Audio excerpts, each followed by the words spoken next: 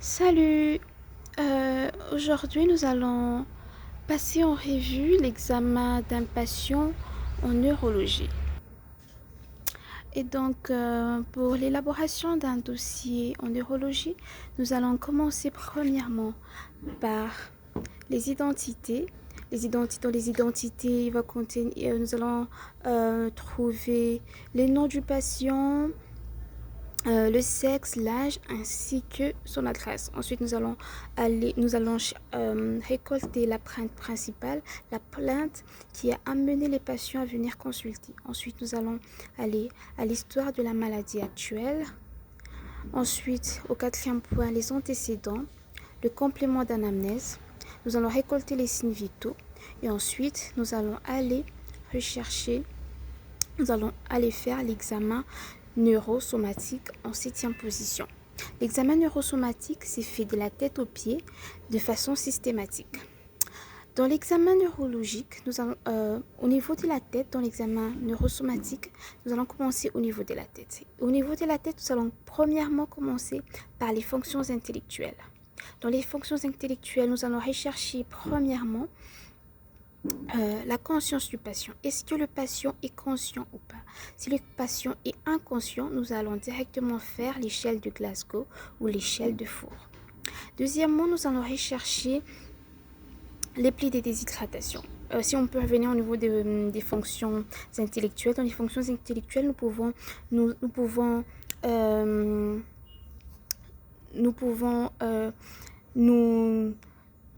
nous aider avec ce qu'on appelle le mini-mental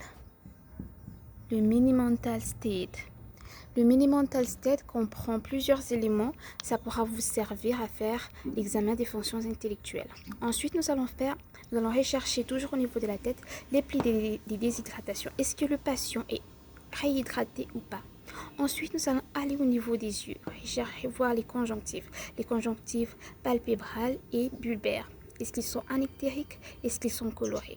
Nous allons aller regarder au niveau de la bouche, si la bouche elle est colorée, la bouche elle est humide et propre.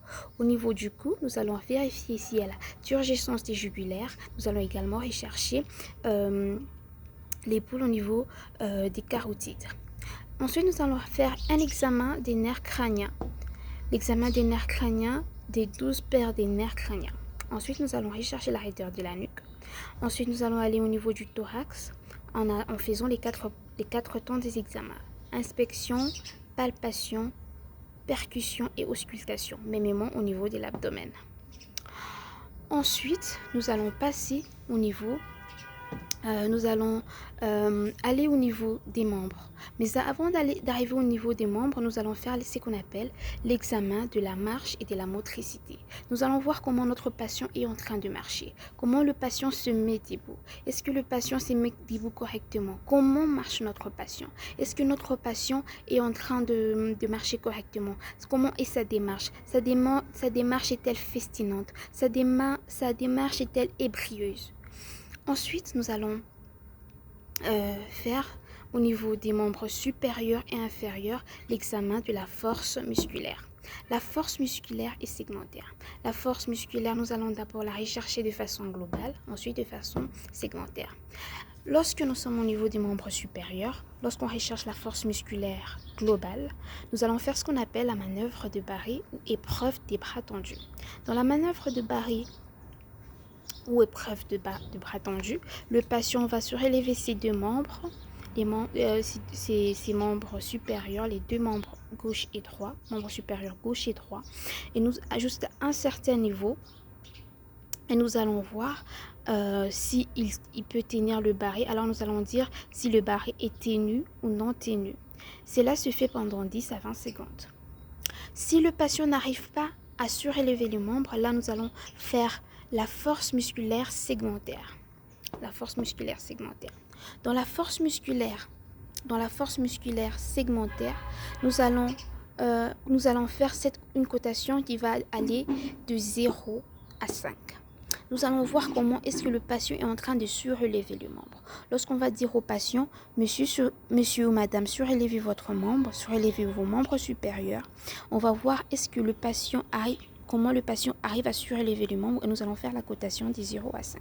Nous allons vous faire une petite vidéo un peu plus tard sur comment faire exactement l'examen de la force musculaire segmentaire.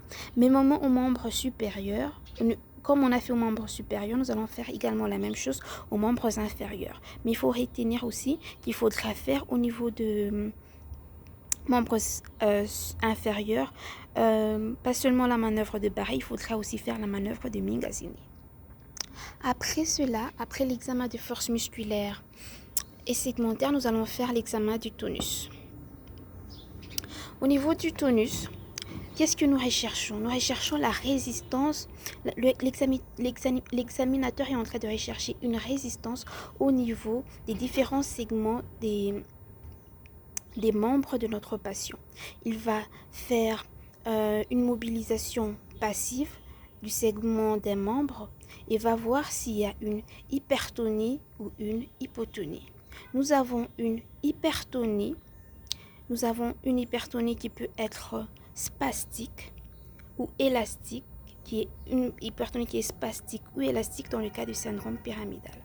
Nous avons une hypertonie qui est rigide ou plastique en cas du syndrome extrapyramidal. Nous pouvons aussi également avoir une hypotonie. Nous avons une hypotonie en cas de syndrome cérébelleux. Nous avons également une hypotonie dans la phase aiguë du syndrome pyramidal. C'est-à-dire, lorsque nous avons un syndrome pyramidal, l'hypertonie ne se manifeste pas du coup. L'hypertonie va se manifester 72 heures ou au-delà après la lésion. C'est-à-dire, au début d'un syndrome pyramidal, au lieu d'avoir une hypertonie, nous avons une hypotonie. La même chose se passe en cas de syndrome cérébelleux. Voilà, c'est ce que nous pouvons dire concernant l'examen des tonus. Ensuite, nous allons passer, après l'examen des tonus, nous allons passer à l'examen de la sensibilité.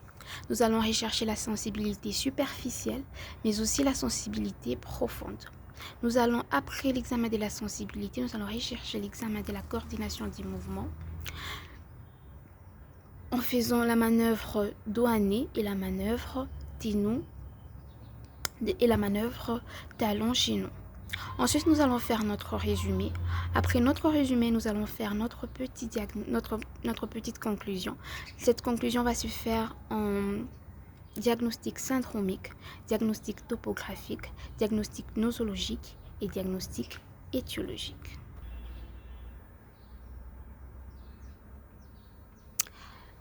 Et donc, voilà en gros les points qui peuvent concerner l'examen d'un patient en neurologie.